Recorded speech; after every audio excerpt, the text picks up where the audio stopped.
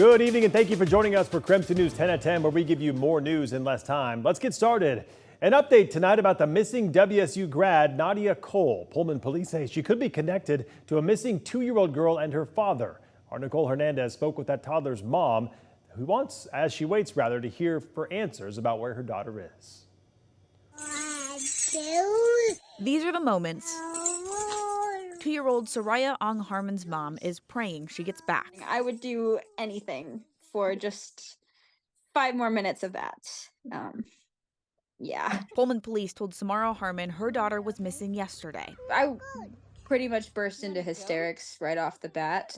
I was just flooded with all of the emotions, all of the fear, all of the pain.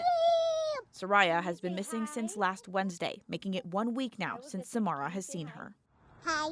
Good job. She is the definition of diva, but also the absolute sweetest person I've ever met. She's my very best friend. Soraya was last seen with her dad, Aaron Ong, heading out on a fishing trip to Montana. Pullman PD says missing WSU grad Nadia Cole could also be traveling with them. At this point, police have not said how the 3 disappearances are connected. Police on the west side say Nadia Cole was last seen leaving the SCA airport last week. Security footage shows her wearing a black North Face jacket, a green hoodie, and white sneakers. Nadia's family sent out a statement saying she left her luggage at an airport gate to use the restroom, then never came back. Now, police across the state are looking for both adults and the toddler. We have people in Hawaii, Alaska, New York, everywhere looking for her. Yeah! But for Samara, it doesn't feel like enough. When you don't have your child back actively in your arms, it feels like nothing is happening. Police are now asking anyone with information to call their local law enforcement agency. And Samara is doing everything she can to get the word out. This is my worst nightmare, and I don't wish it upon my worst enemy. In Spokane, Nicole Hernandez, KREM 2 News. Also new tonight, a Spokane woman is dead after a tornado swept through a Mexico town back on May 23rd. According to GoFundMe, 22-year-old Lexi Thorpe was visiting her fiancé and was out with his brother when an unexpected tornado hit. The fundraiser website says the tornado caused a brick wall to collapse on them, killing them instantly. According to her family on the GoFundMe, Thorpe was, quote, funny, outgoing, and a beautiful soul. Her father says her body is now back in Spokane. A service to honor her life will be planned in the coming weeks. New at 10 tonight, we are hearing from some of the jurors that sentenced now convicted murderer Chad Daybell to death this weekend. They found Daybell guilty of killing his ex-wife Tammy and 2 of her current wife's kids, JJ and Ty Lee. The 12 deliberating jurors and 5 alternates saw graphic evidence and heard emotional testimony during the 8-week trial. Our Boise sister station talked with 6 of them who said the prosecution had a, quote, overwhelming amount of evidence that made that decision quick, but that doesn't mean it wasn't a difficult decision to make. Everybody was supportive. We talked through it. When there was somebody going, well, what about this?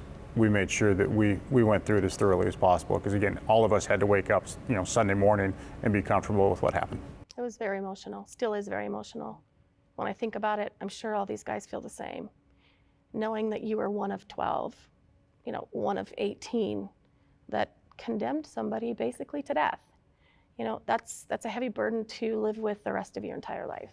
Daybell can still file an appeal. It is not known if he will do so. All right, turning to weather now. We have some very high temperatures heading our way. Chief Meteorologist Jeremy Legoo joining us now with just how warm we're talking. Jeremy? Well, when it comes to the next couple of days, we are going to be very different than where the week started. Instead of seeing people outside and saying, it's coming, don't worry, it's going to be warm, I'm going to say, yeah, you asked for this. It's that kind of hot. Wind gusts die down overnight. They stay pretty strong for a little while longer. We're not through it yet, but we are through the worst of it. As the wind dies down, our showers move out. As the showers move out, our skies clear. As our skies clear, our temperatures drop. So we start out tomorrow morning as the coldest morning of the next week ahead. Seriously, we do. And what winds up happening is all that sun causes us to warm up. We have a cold air mass in place, but this sun angle is nice and high. And we are headed into a ridge pattern. So our day is going to warm up rather quickly and then just warm up from there. Tomorrow, A high of 69 degrees. Thursday, 79 degrees. Friday, 85 degrees. And we stay in the 80s all weekend long, despite the chance of rain. We'll talk that in the full forecast. All right, we'll talk to you then, Jeremy. Thank you very much. And now to our night beat with a quick look at today's top stories. The Coeur d'Alene City Council held an appeal hearing this evening to discuss a potential Marriott hotel in downtown Coeur d'Alene. The proposed hotel has caused a bit of controversy over the past few months. The design was approved in January, but that decision has since been appealed twice. Tonight's hearing was for council to determine if the Design Review Commission properly looked over the proposal before approving it. Many community members argue the hotel would bring a lot of issues to the area and that the plan hasn't been reviewed thoroughly. Here's what some of them had to say during the public comment tonight. My dining room windows also face directly north. These windows will be 100% covered by the hotel. This project pays no attention to the historic nature of the downtown area, the building next door. And we need to do that. You can't unring the bell. Council ultimately passed a motion to refer the project back to the Design Review Commission for further clarification.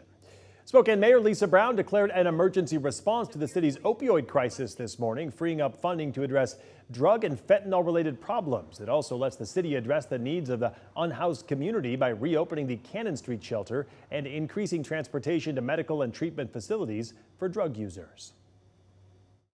We are working with local, state, and federal partners for resources.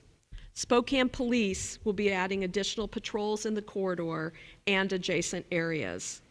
We want to make sure those who are preying on our most vulnerable population are being held accountable, and those who are dealing with substance use disorder have access to services.